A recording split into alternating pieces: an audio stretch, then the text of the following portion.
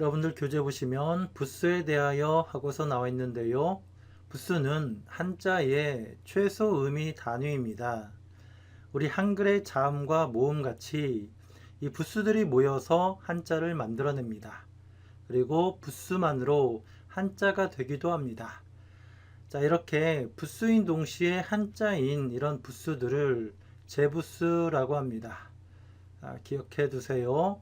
부수인 동시에 한자인 부수들, 재부수. 또 형성자에서는 개념을 의미하는 중요한 역할을 합니다. 부수도 한자처럼 훈과 음이 특정되어 있습니다. 그런데 이 특정되어 있는 훈만을 의미하기보다는 개념으로 쓰입니다. 예를 들어서 이 비우가 있는데, 비우는 부수이면서 동시에 한자인 재부수입니다. 이 비우가 한자로 쓰일 때는 이 특정된 비를 의미합니다. 이 비를 의미하는데, 이 비우가 부수로 쓰일 때는 비만을 의미하지 않습니다. 하늘에서 땅으로 내려오는 모든 것을 의미합니다. 그래서 비, 눈, 우박, 천둥, 번개. 자, 이렇게 하늘에서 땅으로 내려오는 모든 것, 그런 것을 의미하기 때문에 이런 비, 눈, 우박, 천둥, 번개, 이런 한자들의 이 비유가 부수로 결합을 합니다. 이 부수는 한자의 기초 실력이 됩니다. 여러분들이 부수들을 확실히 알고 있어야지, 외우고 있어야지 이 부수들을 활용해서 한자를 공부할 수가 있습니다. 그래서 이 부수들을 확실히 공부해 주실 것을 부탁을 드립니다. 중국어 공부를 하시는 분들을 위해서 이 간체자가 추가가 되었습니다. 간체자는 간으로 표기를 해 두었고요. 갑볼 문자는 갑으로 표기해 두었습니다. 금문은 금으로, 전서는 전으로 표기해 두었습니다. 그리고 대표훈이 있는데, 이 대표훈이라는 것은 어떤 한자의 여러 개의 훈들 중에서 가장 많이 쓰이는 훈을 대표훈이라고 합니다. 자, 앞에서 한자가 만들어진 6가지 원리 육서가 있었죠. 그 6가지 원리 중에서 5번째 원리가 전주였죠. 자, 전주는 어떤 한자에 훈과 음이 있는데, 이 훈이 의미가 확장이 되면서 새로운 훈들이 추가되는 이런 원리를 전주라고 하죠. 음이 추가되는 경우도 있고요. 훈만 추가되는 경우도 있습니다. 자, 이렇게 여러 개의 훈들이 추가된 경우에 이 여러 개의 훈들 중에서 가장 많이 쓰이는 훈을 대표훈이라고 합니다. 자, 이 대표훈 옆에 소가루 안에는 대표훈과 같이 자주 쓰이는 훈을 표기해 두었습니다. 여러분들이 이 대표훈과 함께 이 자주 쓰이는 훈들도 함께 기억을 해두세요. 여러분들이 자주 쓰이는 훈들도 함께 알고 계시면 한자 실력이 월등히 올라갑니다. 부수는 총 214자가 있습니다. 그 중에서 먼저 1획 부수들입니다. 이 획은 그을 획자입니다. 한번 그었다, 이런 의미죠. 먼저 하나일, 한일자입니다. 하나, 한이 대표훈이고요. 맨 뒤에 있는 이것이 음입니다. 소가로 안에 있는 이것들이 자주 쓰이는 훈들입니다. 함께 기억을 해두세요. 한자교육진흥회에서는 한을 대표훈으로 잡습니다. 자, 이 하나 일자를 한번 써보면 왼쪽에서 오른쪽으로 써야겠죠? 자, 이렇게 왼쪽에서 오른쪽으로 쓰시면 됩니다. 이 하나 일자의 자원은, 자, 자원이라는 것은 그 한자가 만들어진 원리를 의미합니다. 자원. 이 하나 일자의 자원은 큰 집이 있다면 이 큰 집이 1층이 있고 2층이 있고 3층이 있다면 맨 밑에 1층 모양을 본떴습니다. 1층 모양을 본떠서 이 하나 일자를 만들었습니다. 하늘이라는 훈도 있는데요. 이 고대 사람들은 하늘은 무너질 수 있는 지붕, 천장으로 이해를 했습니다.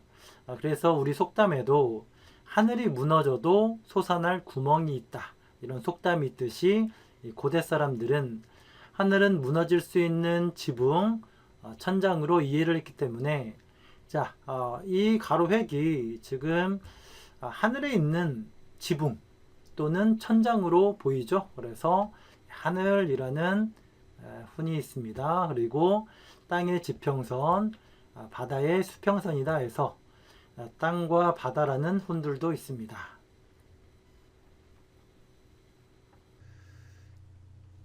자, 점 주자가 나오는데 점을 한번 찍으면 되겠죠.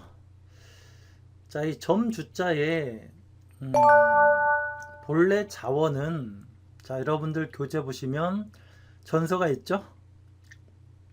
자, 이 전서는 하늘에 드리는 제사 때 제물로 바치는 짐승의 핏방울 모양입니다.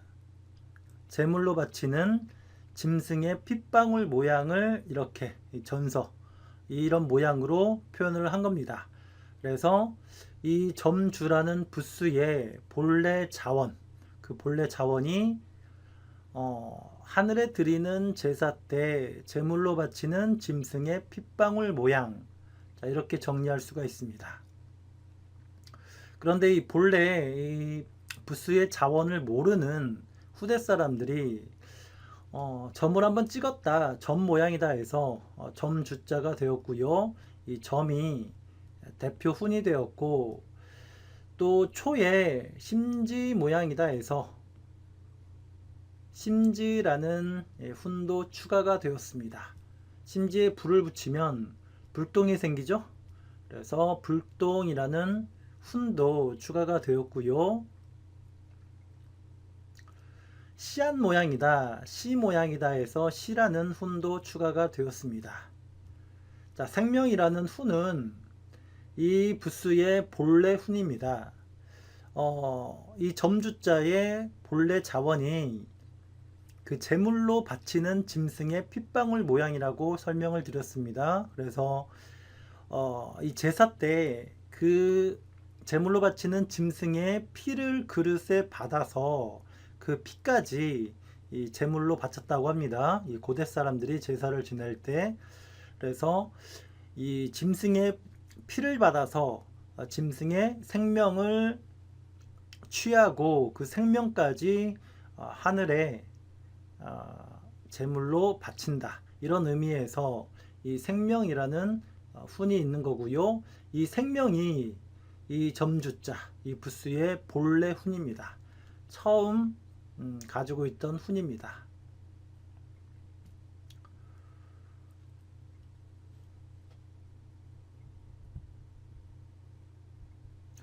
자, 송곳 곤자입니다.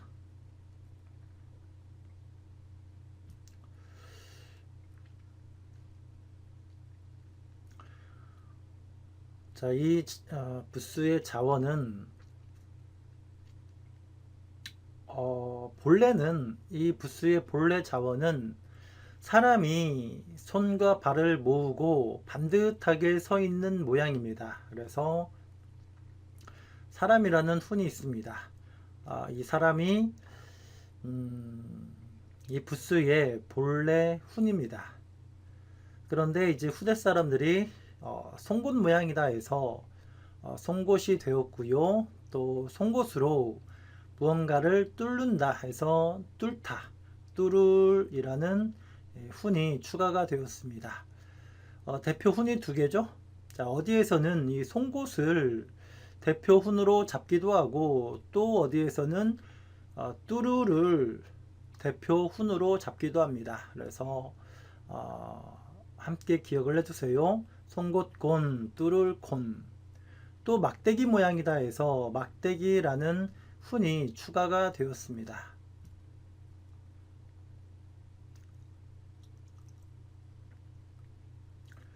자, 밑에 보시면 이야기를 만들어 놨는데 여러분들이 이 부스들의 훈과 음을 기억하기가 그냥 기억하려고 하면 굉장히 어렵습니다. 그래서 좀 더 쉽고 빠르게 기억할 수 있도록 훈과 음으로 이야기를 만들어 놨습니다. 자, 이렇게 이야기를 만들어서 기억을 하면 좀 더 쉽고 빠르게 기억할 수가 있습니다. 송곳으로 뚫기 곤란한 철판. 곤란한에 곤으로 음을 엮었습니다. 송곳으로 뚫기 곤란한 철판.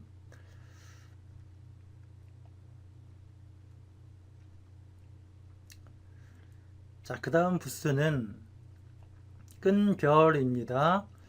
앞에서 필승 강의에서 나왔었죠.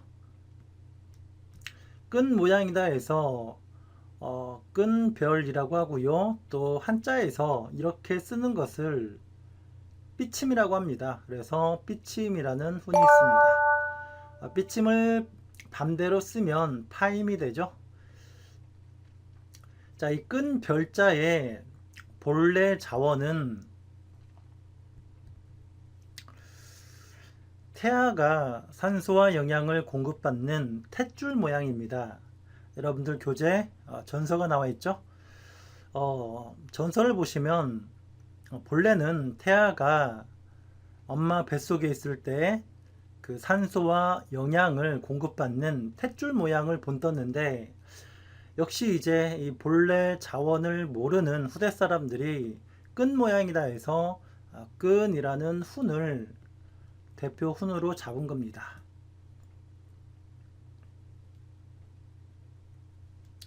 자, 소가로 안에 생명이라는 이 훈이 있죠. 이 생명이 이 끈별의 이 끈별자의 본래 훈입니다. 태아가 산소와 영양을 공급받는 생명줄이다 해서 이 생명이라는 훈이 있는 겁니다.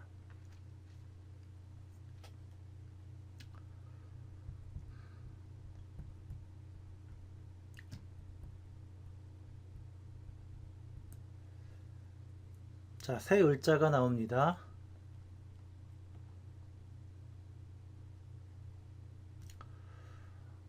소가로 안에 또 하나가 있죠. 자, 이거는 이 새 을자가 간소화될 때 이런 모양으로 바뀝니다.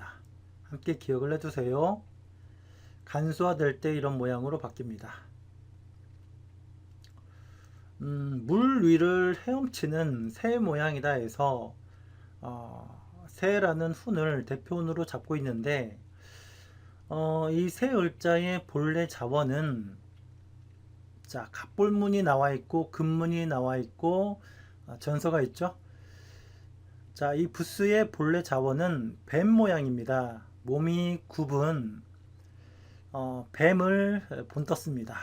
뱀의 모양을 본떴습니다. 전서가 가장 그 뱀 모양과 가장 비슷하죠.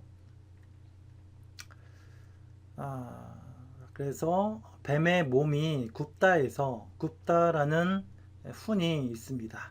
이 굽다가 이 본래 훈인데, 역시 이 부스의 자원이 무엇인지 모르는 후대 사람들이 물 위를 헤엄치는 새 모양이다 해서 이 새를 대표 훈으로 잡은 겁니다.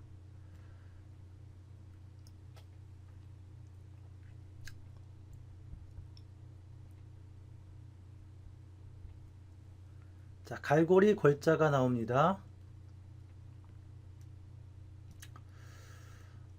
갈고리 모양인데요. 이 전설을 보시면 낚싯바늘 모양입니다. 이 부스의 본래 자원은 낚싯바늘 모양입니다. 그런데 이제 갈고리 모양이다 해서 갈고리 골자가 되었습니다. 여기에 손잡이가 있겠죠? 나무로 만든 손잡이가 여기에 있고요. 생선이나 고기를 찍어서 옮길 때 쓰는 그 도구죠. 갈고리.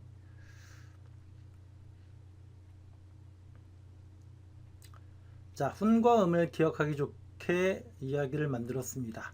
자, 새 을자도 이 훈음 이야기가 있네요. 자, 새 을자를 먼저 보면 새를 사냥하는 을지문덕 장군. 자, 이렇게 훈과 음을 기억을 해두세요.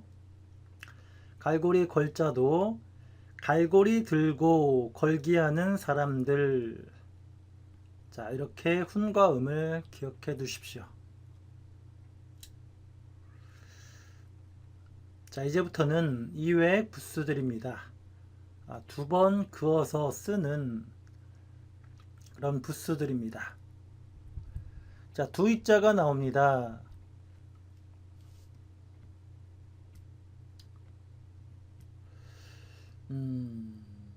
자, 하나 일자를 두 번 썼죠? 그래서 두이자, 둘이자가 됩니다.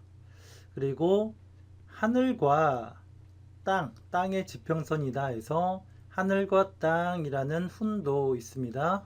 함께 기억을 해두세요. 이 부수의 자원은 하나 일자와 마찬가지로 큰 집에 여러 층 중에서 1층과 2층 모양을 본떴습니다. 그래서 둘이다 해서 두이자, 둘이자가 되었습니다. 자, 머리 두자입니다. 점을 한번 찍고, 자, 머리 두자 전설을 보시면 이것은 집의 지붕 모양입니다. 지붕 모양인데 사람의 머리 모양과 비슷하다 해서 머리 두자가 되었습니다. 또 집의 지붕이 집의 머리라고도 할 수 있죠. 자, 그렇게 이해하셔도 됩니다.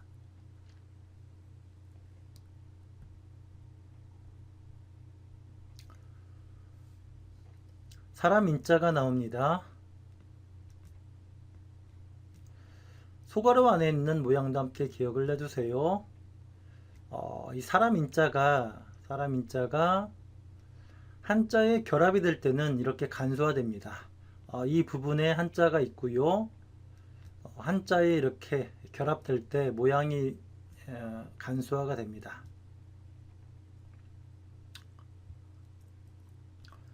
사람 인자의 자원은 허리가 굽은 늙은 사람을 옆에서 바라본 모습입니다.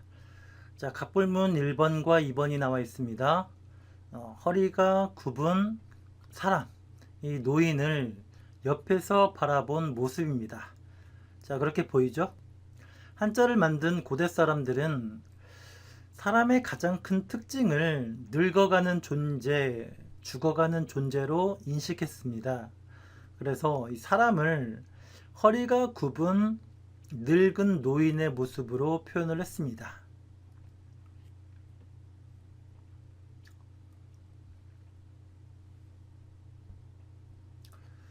어진 사람 인자,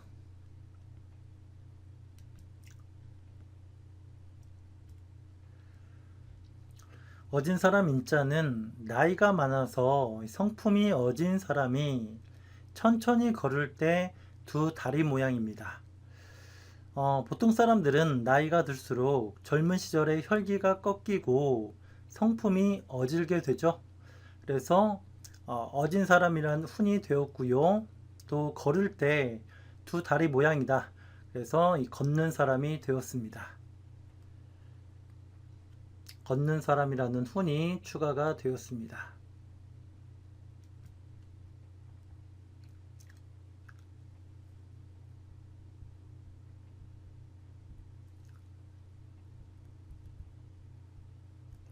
여덟 팔자입니다.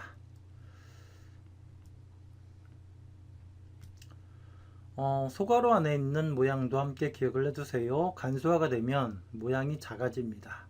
이렇게도 쓰고 또 이렇게도 씁니다. 자, 다시 여덟 팔자에 나누다 라는 훈이 있는데 이 나누다가 본래 훈입니다. 이 여덟 팔자의 자원은 왼쪽에 한 사람, 자, 갑볼문이 있죠? 갑볼문을 보면 왼쪽에 한 사람, 오른쪽에 한 사람이 등을 돌리고 서 있는 모양입니다. 그래서 갈 길이 다른 두 사람이 서로 나누다, 이런 의미로 만들어진 부스 한자인데, 지금은 여덟 팔자로 쓰고 있습니다. 여덟 팔자, 여덟이 대표 훈이 되었습니다.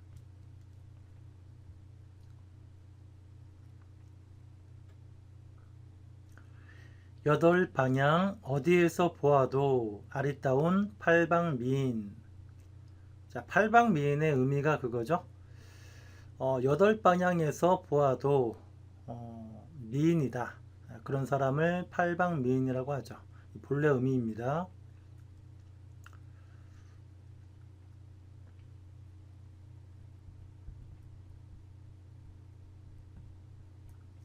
자, 들입자입니다.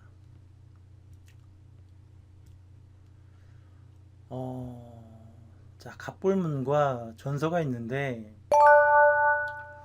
이 부수의 자원은, 자, 갑볼문 전서를 보시면 집안 가운데, 자, 집에 들어갔을 때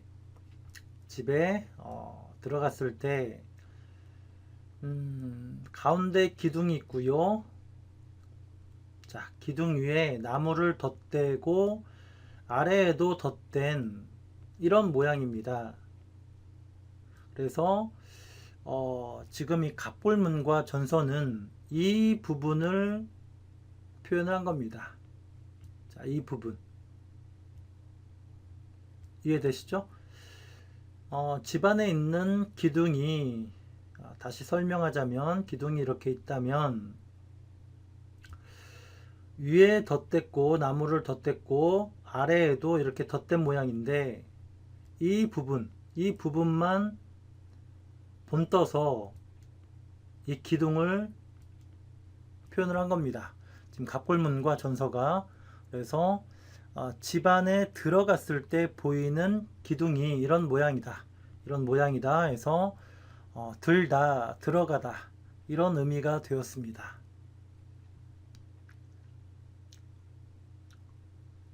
밥이 들어가는 입. 자, 들로 되어 있는데 들다입니다. 들다 입자. 훈이 들다입니다. 들다.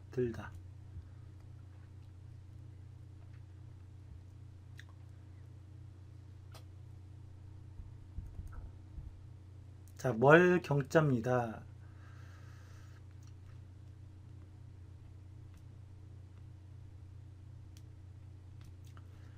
이 멀경자는 집의 구조가 디귿자 구조인 우리 한글, 이 디귿자 구조로 되어 있는 집의 구조에서 자, 이쪽에 한 채가 있고요. 또 이쪽에 집 한 채가 있고 이쪽에도 집 한 채가 있는 이런 집의 구조가 이 디귿자 모양인데, 이 끝에서 저 끝까지 집이 멀다, 그 거리가 멀다, 이런 의미로 만들어진 그런 부수입니다. 멀다 해서 멀경자가 되었습니다. 또 이 성의 입구 모양과 비슷하다, 성의 입구 모양이다 해서 성이라는 훈도 추가가 되었습니다. 자, 성이 이렇게 있다면 여기에 성각휘가 있겠죠?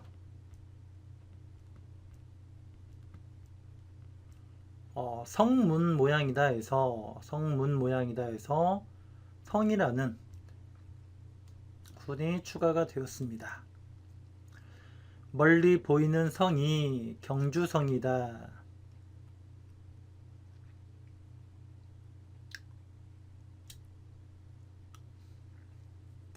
자, 덮을 멱자가 나옵니다.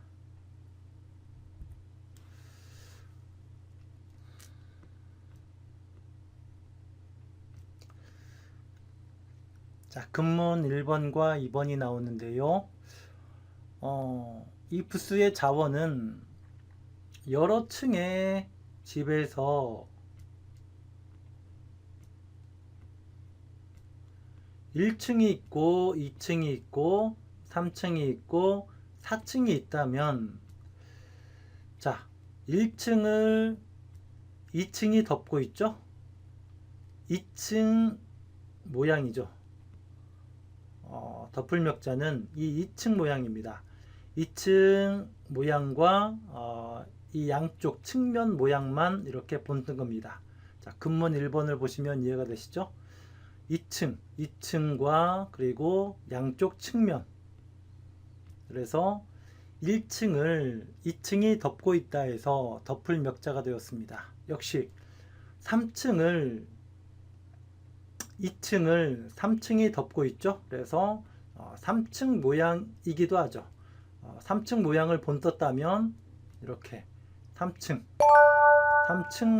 양쪽 측면을 본뜬 모양으로 볼 수 있습니다. 그래서 층이 여러 개인 집 구조에서 아래층을 덮고 있는 위층 모양, 그리고 양쪽 측면 모양, 자, 이렇게 이 덮을 멱자의 자원을 정리할 수가 있습니다.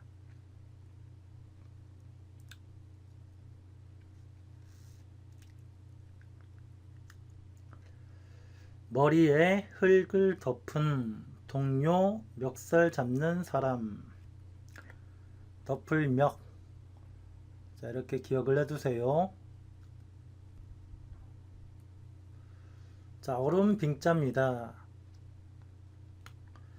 자, 얼음 빙자는 점을 한번 찍고 또 아래쪽에 점을 찍고 위로 흘립니다. 그래서 점 흘림이라고 합니다.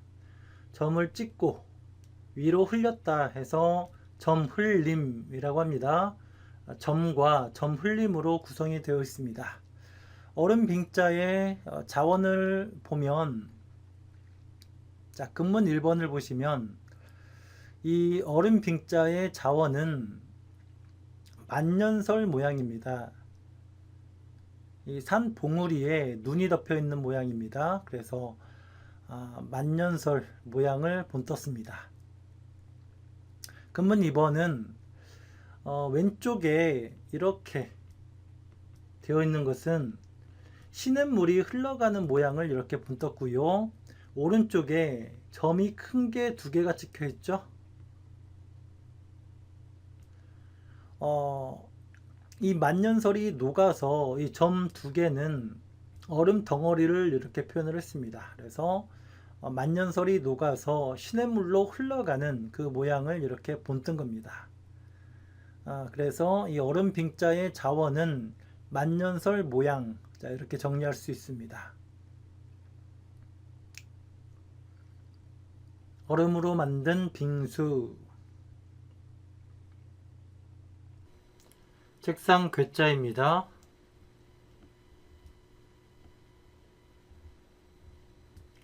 이 부스는 책상 모양을 본떴습니다. 그리고 안석이라는 훈도 있습니다. 이 안석은 벽에 세워놓고 등과 허리를 기대는 일종의 방석입니다. 이 안석 모양과 비슷하다 해서 안석이라는 훈이 추가가 되었습니다. 책상 옆 괴짜, 괴짝의 괴로 음을 엮었습니다. 자, 그릇 감자, 입 벌릴 감자입니다. 다시 그릇 모양을 본떴습니다. 그리고 사람이 누워서 입 벌림 모양과 같다 해서 입 벌리다, 이 훈이 추가가 되었습니다. 입 벌릴이라는 훈이 추가가 되었습니다. 식사 후 입 벌리고 그릇에 감을 먹는다. 칼 도자입니다.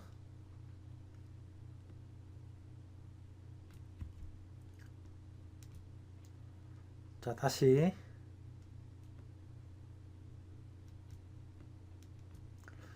소가로 안에 있는 모양도 함께 기억을 해주세요. 칼 도자가 한자의 결합이 될 때는 이런 모양으로 간수화가 됩니다.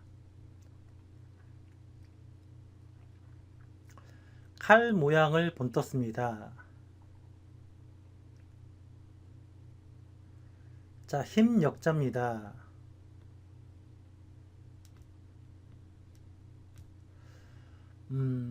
자, 금문이 나와 있는데 금문을 보면 사람의 손과 팔 모양입니다. 이것은 어려운 이웃을 돕는 사람의 손과 팔 모양입니다. 힘이 있는 사람이 어려운 사람을 돕는다. 이런 의미로 만들어진 부수입니다.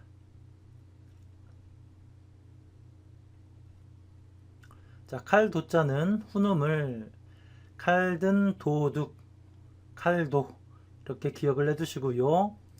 힘 역자는 힘써 체력을 키우는 하루 1시간. 자, 이렇게 기억을 해두세요. 자, 쌀 포자입니다.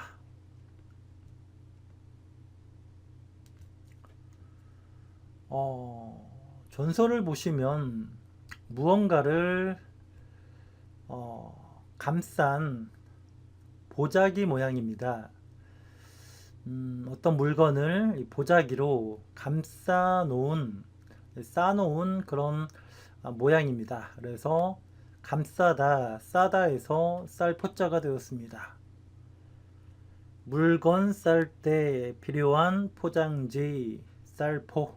자, 이렇게 기억을 해두세요.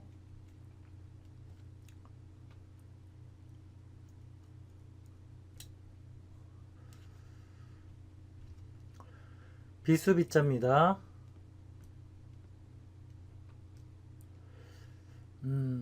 자, 이 부수는 이 갑골문에는 사람이 몸을 굽히고 무언가를 하는 모습인데 금문을 보면 이 사람이 무언가를